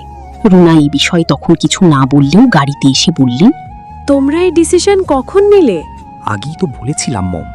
তোমার ড্যাড মানবে না রিহান। প্লিজ ম্যানেজ করো। এভাবে ম্যানেজ হয় না বেটা। প্লিজ মম, তুমি পারবে। রুনার মুখটা গুমোট হয়ে রইল। ফারিহা আগে থেকেই চুপ। হুট করেই গাড়ি থামিয়ে দিল রিহান। পেছন ফিরে বলল, মম, আমরা হুট করেই বিয়ে করতে চাই না, আমরা সময় চাই। এর মানে কি রিহান, ভবিষ্যতে ডিসিশন বদলাতে পারে? তোমরা সম্পর্ক নিয়ে এখনো নিশ্চিত না? নো মম, তেমন না। রিহান যেন মিইয়ে গেল। একটা উত্তপ্ত নিঃশ্বাস ফেলে বলল, ওকে ফাইন, তোমরা চাইলে আজই বিয়ে করে নেব। গাড়ি ঘোরাচ্ছি আমি। হ্যাপি এবার? ছেলের আচরণে তৃপ্তি পেলেন না রুনা। একটা চিন্তায় ডুবে গেলেন। ফারিহা মা ছেলের কথা শুনছিল। সে কি বলবে বুঝতে পারছে না। এদিকে দুঃখে কান্না পাচ্ছে রিহানের। কিয়া কেন বুঝল না তাকে? ধীরে ঘরে প্রবেশ করল ফারিহা। সে ভেবেছিল মা হয়তো ঘুমিয়ে আছে, কিন্তু না, তিনি জেগেই আছেন। মেয়েকে আসতে দেখে ডেকে উঠলেন, ফারিয়া, এসেছিস মা? হ্যাঁ মা, তুমি ঘুমাওনি কেন? তুই ঘরে নেই, ঘুম কি আসে রে মা? মায়ের কথায় কেমন একটা মন খারাপ হলো ফারিহার। এরই মধ্যে ভদ্রমহিলা বলে উঠলেন, তোর জামাটা পরিবর্তন লাগছে। হঠাৎ কথাটা তোলায় চমকে উঠল ফারিহা। রিহান তাকে ড্রপ করে দিলেও জামা বদলানোর সময় পায়নি, এটা তো মাথায়ও আসেনি। তবে বিষয়টা সে সামলে নিল। মায়ের পাশে বসে বলল, স্যারের অফিসে পার্টি ছিল মা, তাই এই পোশাকটি পরতে হয়েছে। ও, খাওনি নিশ্চয়ই? ভালো লাগছিল মা। আচ্ছা, আমি রান্না বসাই। সকালে ভাত ফুটিয়েছিলেন ফাহিমা। ফারিহা তৎক্ষণাৎ চুলা ধরালো। আগে তাদের বাসায় ফ্রিজ ছিল না, এখন ছোট ফ্রিজও হয়েছে। সেখান থেকে চিংড়ি মাছ বের করে নিল। সেটা রান্না করতে করতে হঠাৎ নিজের জীবনের দিকে ফিরে তাকালো। রিহানের সাথে চুক্তিটা যদিও বড্ড অদ্ভুত, তবু এখন তার কাছে টাকা আছে, যেই টাকা দিয়ে মায়ের চিকিৎসা হচ্ছে, ভালো খাবার জুটছে। সব মিলিয়ে দীর্ঘ নিঃশ্বাস ফেলল মেয়েটি। লোকে বলে টাকায় নাকি সুখ নেই। যদিও কথাটি সত্য, তবু বলতে হয় টাকা ছাড়াও সুখের নয় জীবন। জীবনযাত্রার জন্য সবকিছুই বড় প্রয়োজন। সেখানে টাকা যেন একটু বেশি ভূমিকা রাখছে। মাকে নিজ হাতে খাবার খাওয়াচ্ছে ফারিহা। খাবার খাওয়ার এক পর্যায়ে ফাহিমা বললেন, তোর জন্য বড় মায়া হয় রে মা, এই রুগ্ন মায়ের জন্য কতটা করে যাচ্ছিস, বিনিময়ে কিছুই পেলি না, সুখের জীবন দিতে পারলাম না তোকে। এসব বলতে নেই মা। কখনো আফসোস কিংবা রাগ রাখিস না মা, 10 মাস পেটে ধরেছি, এইটা মনে করে মাফ করে দিস। কেন যেন ফারিহার কিছু বলতে ইচ্ছে করছে না। নিজের জীবন নিয়ে আক্ষেপ তার সত্যিই রয়েছে, তবে সেটা কতটা যৌক্তিক এটাও ভাবার বিষয়। যখন তার বয়সী অন্য মেয়ে নজরে আসে যাদের জীবন সুন্দর, তখন মনে হয় কেন এত অগোছালো হলো তার জীবন। রিহানের জন্য আলাদা একটি রুম রয়েছে, যে রুমটি রিডিং রুম নামে পরিচিত। ছাত্রজীবনের 10-12 ঘন্টা সেই রুমে বসেই পড়াশোনা করেছে সে। পড়ার প্রতি ভীষণ ঝোঁক ছিল। একমাত্র ছেলে শুধু পড়ালেখায় সমস্ত ধ্যান দিয়ে বাইরের জগতের প্রতি অনীহা হচ্ছে বুঝতে পেরে ইরফান জোয়ারদার ঠিক করলেন ছেলেকে বক্সিংয়ে পাঠাবেন। রিহান শুরুতে নাকচ করলেও ভদ্রলোক জোর করলেন। বক্সিং শিখতে লাগলো রিহান। এতটাই ভালোবাসা হলো যে পরের বছরই বক্সিং খেলায় নাম দিল সে। বেশ কিছু জায়গায় জয় পাওয়াও হলো। খেলতে খেলতে ওর জাতীয় পর্যায়ে নাম উঠল। ওমন সময় গাড়ি অ্যাক্সিডেন্ট হওয়ায় হাতে চোট মিলল। তারপর থেকে ছাড়তে হলো বক্সিং। শুরুর দিকে সবাই বলেছিল ন্যাশনাল চ্যাম্পিয়ন হবে রিহান, তবে নিজের স্বপ্নটা জেতা হলো না। অধরা রয়ে গেল বক্সিং শিরোপা। এরপর অনেকটা সময় গেল, পড়াশোনায় মনোযোগ এলো, ধীরে ধীরে গড়ে উঠল স্বপ্নের বিজনেস। তবে অধরা স্বপ্নটা কখনো কখনো যন্ত্রণা দেয়, যেমনটা এখন হচ্ছে। আকাশের মূল্যমান চাঁদের দিকে তাকিয়ে কিয়াকে কল করল সে। কিয়া রিসিভ করে বলল, বিয়ে বাদে যে কোনো কিছু বলতে পারো। রিহান কিছু বলল না। কিয়া কি যেন বুঝে ডাকল, রিহান। তোমার মনে হয় না তুমি পরিবর্তন হয়েছ কিয়া? পরিবর্তন? তোমার এমন কেন মনে হলো? জানি না, তবে মনে হচ্ছে কোথাও একটা যন্ত্রণা হচ্ছে। রিহান বেবি, একটা কথা মনে রেখো, ধৈর্য মানুষকে অনেক দূর নেয়। এই ধৈর্য তোমাকে হারিয়ে দিবে না তো কিয়া? ওপাশে থাকা কিয়া কোনো কথাই বলল না। রিহান অধৈর্য হয়ে ডাকল, কিয়া আমি পারছি না, তোমাকে ভীষণভাবে পাশে দরকার। কানাডা চলে এসো। আমি সব সময়ের জন্য তোমাকে চাই কিয়া। সেটার জন্য 1 বছর অপেক্ষা করতে হবে রিহান। আমাকে প্লিজ ফোর্স করো না। ফোর্স করছি আমি? তেমন নয় কি? Okay, I am sorry, but still I miss you. I also miss you জান। একটু অপেক্ষা করো প্লিজ। ওপাশ থেকে কিয়াও যেন হতাশার শ্বাস ফেলল। রিহানও চুপ। তাদের দুজনের অন্তরেই যেন ব্যথা, একে অপরকে হারিয়ে ফেলার শোক। তাদের দুজনের দূরত্ব কবে শেষ হবে কি জানে। বড় দোকানটায় এসে কেমন একটা অস্বস্তি অনুভব হলো ফারিহার। রিহান তাকে শপিংয়ে নিয়ে এসেছে। মূলত তার মা বলেছেন ফারিহাকে শপিংয়ে নিয়ে যেতে। ওদের সম্পর্ক যেন আরও মজবুত হয়, সেই জন্য দুজনকে একসাথে অধিক সময় কাটাতে বলা হয়েছে। রিহান তাকে শপিংয়ে নিয়ে তো এসেছে, তবে নিজে ফোনের মধ্যে মুখ গুজে আছে। এদিকে ফারিহা না পারছে বলতে আর না পারছে সইতে। সে বড় মন খারাপ করে ফেলল। সে সুন্দরী, তাই অনেক ছেলেদের প্রপোজাল আসে, সেসব আমলেই নেয় না কখনো। অথচ রিহান নামের ধনী সুদর্শন পুরুষটি তাকে বিন্দুমাত্র পাত্তা দেয় না। বিষয়টা কল্পনা করে কেমন যেন খারাপ লাগা কাজ করছে। সে কি খুব বেশি ভেবে ফেলেছে? তার দৌলত না থাকলেও বাহ্যিক সৌন্দর্য রয়েছে, এসবই তো পুরুষ মানুষকে আকর্ষণ করে। অথচ রিহানের বেলায় যেন উল্টো। নিজের সৌন্দর্য নিয়ে ভাবনাতে পড়ে গেল ফারিহা। কতটা উচিত চিন্তা সে জানে না, শুধু জানি একটা সরু যন্ত্রণা গলার কাছে এসে আটকে গেছে। ফারিহা। কাঁধের কাছে এসে স্পর্শটা লাগলো। ফারিহা বিব্রত বোধ করে বলল, জি। এতবার ডাকার পরও কথা বলছিলে না কেন? আমি আসলে শুনতে পাইনি। সিরিয়াসলি? আমি চিৎকার করে ডেকেছি তোমায়, তারপরও শোনোনি? এই প্রশ্নের জবাব নেই ওর কাছে। মাথাটা ঈষৎ নত করে রইল। আশেপাশের কিছু মানুষ তাকিয়ে আছে, সেটা লক্ষ্য করে রিহান বলল, মাথা তুলে তাকাও, মনে রাখবে এখন থেকে তুমি রিহান জোয়ারদার মাহাদির গার্লফ্রেন্ড। বাক্যটা শেষ হলেও ফারিহা যেন থমকে রইল।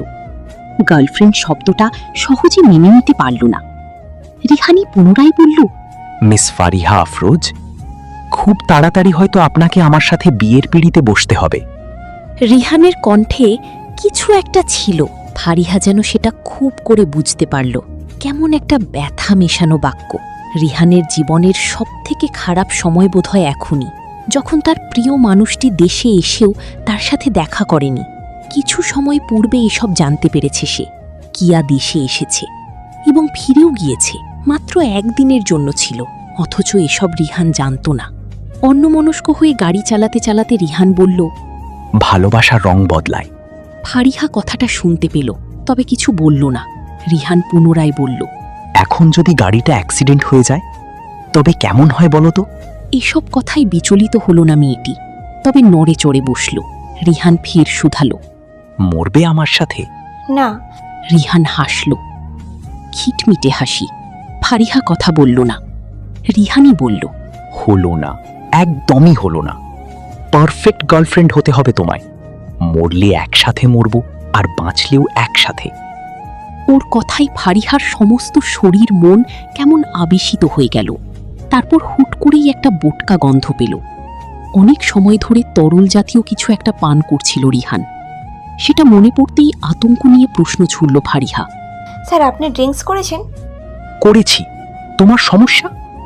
মিস ফারিহা আফরোজ, আপনি ভুলে যাবেন না, হিউজ অ্যামাউন্টের বিনিময়ে ঘোরাফেরা করছেন আমার সাথে। আমার কথাতে উঠতে বসতে হবে আপনাকে। আমাকে কিছু বলার অধিকার তোমার নেই। ফারিহা বুঝল তাল হারিয়েছে রিহান, তাই উল্টোপাল্টা বলে যাচ্ছে। সে এবার বিচলিত হল। গাড়ি থামান। No. Please sir. No. Rihan sir. এক হাতের সাহায্যে মেয়েটির মুখ চেপে ধরল রিহান। তারপর কিছুটা কাছে এগিয়ে এসে বলল, don't try to be my girlfriend. Everyone are cheater. ভীত হয়ে রইল ফারিহা। রিহান গাড়ি থামিয়েছে। খানিক বাদে কেমন শান্ত সুরে বলল, গেট আউট। নো স্যার, আপনি আগে বসায় চলেন। এই অবস্থায় কি করবেন? তোমার কথা মতো সমস্তটা হবে? ফারিহা কেমন করে যেন সাহস পেল। তারপর বলল, হ্যাঁ হবে। আপনি যদি আমার কথা না শুনেন তবে এইসব কথা আপনার মা বাবার কাছে চলে যাবে। আশা করি তেমনটা চান না। ভয় দেখাচ্ছ? তেমনি। ওকে ওকে, লেটস প্লে আ গেম। একদম মুখের কাছে চলে এলো রিহান। ফারিহার কপালের কাছে থাকা মসৃণ এলো চুলগুলো আঙুলে পেঁচাতে পেঁচাতে বলল, let's take a long kiss. Rihan দেখল ফারিহার চোখে ভয় নেই। মেয়েটা যেন সরল মনে তাকিয়ে আছে। এর সাথেই গেম খেলে মজা নেই। সে কিছুতেই মেয়েটিকে ভয় দেখাতে পারছে না। কি যেন মনে করে মাথা নিচু করে রইল। ফারিহা বলল, রিহান স্যার, বাসায় চলুন। কথা বলো না। উঠুন প্লিজ। ফারিহা প্লিজ, আমি অতটাও মাতাল নই। একটা শ্বাস নিল রিহান। তারপর ধীরে স্বস্তে গাড়ি চালাতে লাগলো। নিজের উপর আসলেই কি নিয়ন্ত্রণ আছে ওর? নিজেকে কেমন পাগল অনুভব হচ্ছে। কি করছে বলছে বুঝতেই পারছে না। যেন কাঁচা ঘুম ভাঙিয়েছে কেউ, আর ভিতর থেকে উল্টোপাল্টা সংকেত এসে যাচ্ছে। বাসায় এসেও চিন্তাহীন হতে পারল না ফারিহা। রিহান ঠিকঠাক পৌঁছালো কিনা এই নিয়েই ভাবছে তখন থেকেই। এরই মধ্যে আদিব এসে উপস্থিত হলো। ফারিহাকে দেখতে নিয়ে শুধালো, কোথায় ছিলে? অফিসে। সরল মনে জবাব দিলেও আদিব যেন হাসল। ফারিহা অবশ্য সেটা দেখল না। এদিকটায় আসবে একটু? আদিবের সাথে উঠে এলো ফারিহা। মেয়েটির শুকনো চোখ মুখ দেখে আদিব বলল, শপিং মলেও কি আজকাল জব করছো নাকি? প্রথমেও না বুঝলেও কিছুটা আন্দাজ করে জবাব দিল ফারিহা। তাই অত্যন্ত বুদ্ধি নিয়ে জবাব দিল, আসলে আদিব ভাইয়া, রিয়ান স্যার তার ফ্যামিলির জন্য সারপ্রাইজ গিফটের ব্যবস্থা করেছেন। বেশ কিছু ছেলে মেয়েদের জামা কাপড় কেনার জন্য আমাকে সাথে নিয়েছিলেন। কিন্তু আপনি কখন দেখলেন? শেষ প্রশ্নে জবাব এলো না। পাশের ব্যাগগুলোর দিকে নজর দিয়ে আছে আদিব। সেটা দেখে মেয়েটি বলল, এইসব উনিই দিয়েছে থ্যাংক ইউ হিসেবে। ও ঠিক আছে। খালাকে কবে পাঠাচ্ছ? এখনো বলতে পারছি না। রিয়ান স্যার বলেছেন দ্রুতই হবে। ফ্রেশ হওনি না? না। চলো বাইরে থেকে ঘুরে আসি। এখন তো প্রায় সন্ধ্যা। এখনই তো চায়ের মজাটা পাওয়া যাবে। চলো চলো। আদিবের সাথে বেরিয়ে এলো ফারিহা। তবে বেশি দূর আসতে পারল না। তার আগেই তার ফোনে একটা কল এলো। সে দেখল নাম্বারটা রিহানের মা রুনা জোয়ারদারের। গভীর ঘুমে ডুবেছে রিহান। পরপর 6 বার বমি করেছে। শারীরিক অবস্থা আসলেই ভালো নেই। ডাক্তার এসে দেখে গেছেন, বলেছেন রেস্ট করতে। ফারিহা বাইরে দাঁড়িয়ে। আকাশে আঁধার জমেছে। ঘড়িতে রাত প্রায় 10টা বাজে। এদিকে মা কল করে চলেছেন, অথচ সে রিসিভ করতে পারছে না। তার ভেতর থেকে খারাপ লাগা কাজ করছে। রুনা কল করে রিহানের শারীরিক স্বাস্থ্যের কথা বলতেই ছুটে আসতে হলো তাকে। অনেকটা দায়বদ্ধতা থেকেই এসেছে। তবে রুনা খুশি, ভীষণ খুশি তিনি। মেয়েটি যে তার ছেলের জন্য অনেকখানি ভালোবাসা জমিয়ে রেখেছে, এ বিষয়ে পুরোপুরি নিশ্চিত সে। ফারিহা একটু দূরে দাঁড়িয়ে, হাত পা অবশ হওয়ার মতো অবস্থা। এখানে এসে বসো মা। নীরবে কাছে আসলো মেয়েটি, তবে কথা বলল না, এমনকি বসলও না। ওর মুখের দিকে অপলক দৃষ্টিতে কিছু সময় তাকিয়ে রইলেন রুনা। বড় লক্ষ্মী তুমি মা, এভাবে ছুটে এসেছো দেখে আসলেই ভালো লাগছে। এবারও কথা বলল না ফারিহা, শুধু নত হয়ে রইল। রুনা রুম থেকে যাওয়ার পূর্বে মেয়েটির মাথায় হাত বুলিয়ে দিলেন। পুরো ঘরে এখন রিহান আর সে। যদিও মানুষটি ঘুমে, তবু কেমন যেন লাগছে মেয়েটির। একটা ধিম ধিম আওয়াজ হচ্ছে ভেতর থেকে, হৃদয়ের গতিও বেশি। সে শান্ত হওয়ার চেষ্টা করল, তবে পারল না। খানিক বাদে রুনা এলেন, খাবারের বাটি হাতে। সেটা রেখে বললেন, অনেক রাত হয়ে গেছে, আজ আর যাওয়ার দরকার নেই। ফারিহা চমকে উঠল। রাতে না ফিরলে সমস্যা হবে। মাকে কিভাবে কি বলবে? সে একটু সময় নিয়ে বলল, আসলে আন্টি, আজ আমাকে যেতেই হবে। এভাবে কি করে যাবে? রাত 10টা বাজে। তোমার হোস্টেল তো বেশ অনেকটা দূরে। বাসায় গাড়ি আছে, তবে ড্রাইভারটা নেই, ছুটি নিয়েছে। আমি চলে যেতে পারবো আন্টি? এমন করে বলে না, কল দাও, আমি হোস্টেলে কথা বলে নিচ্ছি, সমস্যা হবে না। ফারিহা যেন বিপাকেই পড়ল। সে মৃদু হেসে কল করার অভিনয় করল, তারপর বলল, আন্টি, 1 গ্লাস পানি হবে? রুনা খাবারের সাথে পানি আনতে ভুলে গিয়েছেন। তিনি চলে যেতেই মায়ের নাম্বারে কল করল ফারিহা। তারপর কথা বলে নিল, জানালো জরুরি কাজে একটু আটকে গেছে, আজ আর আসতে পারবে না। ফাহিমা যেন ক্লান্তির নিঃশ্বাস ফেললেন। যুবতী মেয়ে রাতে বাইরে থাকা মানে মায়েদের চোখে মুখে, মন কিংবা মস্তিষ্কে একরাশ চিন্তা। মাকে কোনো মতে বুঝিয়ে বলল সে। রুনা তখন পানি নিয়ে এসেছে। ফারিহা ধীর স্থির করে বলল, সকাল সকাল চলে আসব, এখন রাখছি। পানির গ্লাস রেখে রুনা বললেন, কথা হলো? জি। আচ্ছা, তুমি একটু ওর পাশে বসো, আমি পাশের রুমেই তোমার থাকার ব্যবস্থা করছি। মৌনতায় সম্মতি জানালো ফারিহা। রুনা ওকে রেখে চলে গেলেন। ফারিহা একবার চারপাশে চোখ বুলিয়ে নিচ্ছে। রাজপ্রাসাদের মতো বিশাল বাড়িটা। এত বড় বাসায় মানুষ বলতে 3 জন, তাও সবসময় থাকা হয় না। যেমন আজ বাসায় নেই বাড়ির কর্তা ইরফান জোয়ারদার। ফারিহা দেখল দেয়াল জুড়ে রিহানের বিশাল ছবি টাঙানো। ছবিটা আরও বেশ কিছু বছর পূর্বের। তখনকার রিহানের মাঝে এই রাগী ভাবটা দেখা যাচ্ছে না। বিশাল ছবির দিকে এগোই ফারিহা, এক দৃষ্টিতে তাকিয়ে থাকে। এমন সময় ঘরে আসেন রুনা। ফারিহাকে ওভাবে তাকিয়ে থাকতে দেখে মৃদু হাসলেন। তারপর বললেন, এই ছবিটা রিহান বিদেশে যাওয়ার পূর্বে তোলা। সুন্দর লাগছে না খুব? ছেলেটা বিদেশে যাওয়ার পরই যেন কেমন হয়ে গেল। আগে কিন্তু পরিবারের সাথে সময় কাটাতে খুব পছন্দ করত। প্রতি মাসে ফ্যামিলি ট্যুর হতো আমাদের। ইদানিং ছেলেটা কেমন যেন হয়ে গেছে। এতগুলো কথা বলে ছেলের পাশে বসলেন তিনি। মা শব্দটি বিশাল হয়। রুগ্ন ছেলের পাশে বসে থেকে তিনি বললেন, রুম ঠিক হয়ে গেছে, ঘুমিয়ে পড়ো, আমি ওর পাশে আছি।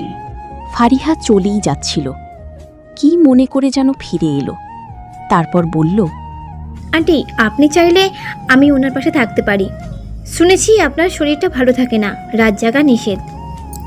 আচ্ছা ঠিক আছে, তবে সমস্ত রাত জেগে থেকো না যেন, একটু জিরিয়ে নিও, আর দরকার হলে অবশ্যই ডেকে নিও। রুনা চলে গেলেন। ফারিহা রিহানের থেকে বেশ দূরত্ব নিয়ে বসে রইল। রাত তখন 1:30। পিপাসায় কোকিয়ে উঠল রিহান। চট করে পানি খাওয়ালো ফারিহা। ছেলেটার জ্ঞান পুরো আসেনি, সে শুয়ে রইল। পানির গ্লাসটা নেওয়ার সময় রিহানের শরীরে স্পর্শ লাগল। বুঝতে পারল জ্বর এসেছে। ডাক্তার বলে গিয়েছেন জ্বর আসতে পারে। তখন যেন মাথায় জলপট্টি দেওয়া হয়। এত রাতে রুনাকে ডাকা ঠিক হবে না, তাই নিজেই বুদ্ধি খাটালো সে। নরম কাপড় বের করে নিয়ে রিহানের মাথায় জলপট্টি দিতে লাগল, যা চলল শেষ রাত অবধি। আজানের কিছু পূর্বে ঘুমিয়ে পড়েছিল ফারিহা। ভোরের দিকে উঠে এলেন রুনা, এসে দেখলেন রিহানের মাথায় জলপট্টি দিয়ে ঘুমিয়ে আছে ফারিহা। মেয়েটাকে দেখে ওনার ভীষণ মায়া হলো। তিনি বুক ভরে শ্বাস নিলেন। ফারিহার ঘুম ছুটে যেতেই প্রায় হুড়োহুড়ি করে উঠল সে। পাশের রুমে গিয়ে ঘুমিয়ে নাও কিছু সময়। না না ঠিক আছে আন্টি, এখন তাহলে আসি। এটা কেমন কথা? খাবার না খেয়ে যেতে পারবে না। আন্টি অন্যদিন। না খেয়ে বের হতে নেই মা, হাত মুখ ধুয়ে নাও, আমি খাবার রেডি করছি।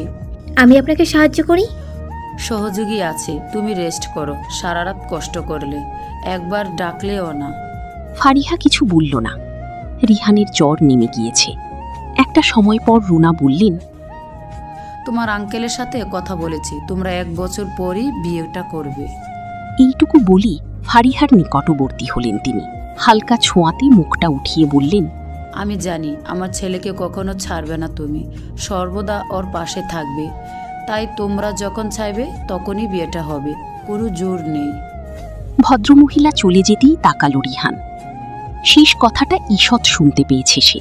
তার মাথাটা কেমন ভার হয়ে আছে। রাতের ঘটনা কিছুই মনে নেই। ফারিহাকে দেখে একটু বিস্মিত হলেও পরপর নিজেকে সামলে নিয়ে বলল, মম কি বলল? রিহানকে উঠতে দেখে সম্বিত ফিরে পেল ফারিহা। একটা ক্লান্তি নিয়ে বলল, বললেন 1 বছর পর বিয়ে নিয়ে কোনো সমস্যা নেই। রিহান যেন সমস্ত শক্তি ফিরে পেয়েছে। লাফিয়ে উঠল এক প্রকার। একদম কাছে এসে বলল, সত্যি? মম এটা বলে গেল? রিহানের চোখে মুখে খুশির ঝলকানি। সে দৃষ্টিতে ফারিহা নিজের জন্য কোনো মায়া খুঁজে পেল না। অবশ্য পাওয়ার কথা ছিল কি? ছিল না। তবু তার খারাপ লাগল। রিহান খুশিতে যেন পাগলই হয়ে গেছে। সে চট করেই কিয়াকে কল করে নিল। তারপর চলল তাদের বাহারি সব আলাপ। এদিকে দাঁড়িয়ে প্রায় সমস্তটাই শুনল ফারিহা।